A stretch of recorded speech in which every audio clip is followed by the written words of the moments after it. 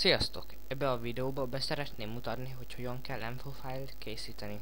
Első dolgunk, megnyissuk a média infót, én előre megnyitottam mindent, hogy ne kell legyen több perceket elvesztegetnem. Megnyissuk.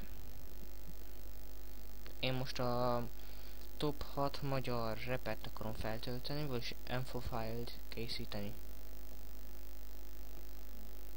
Bemásoljuk.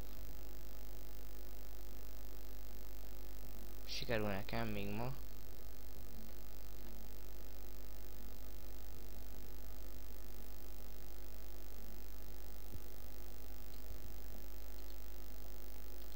Másoljuk.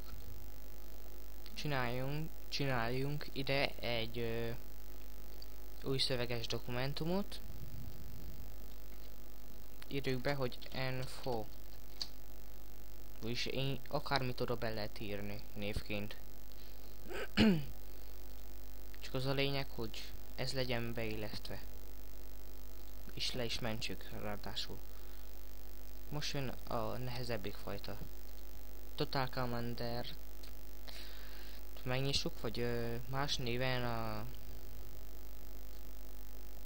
PowerTC-t.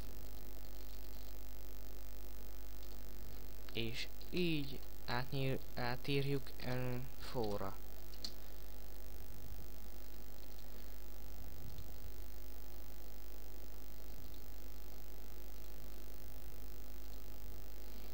És meg is mutatom. Itt van.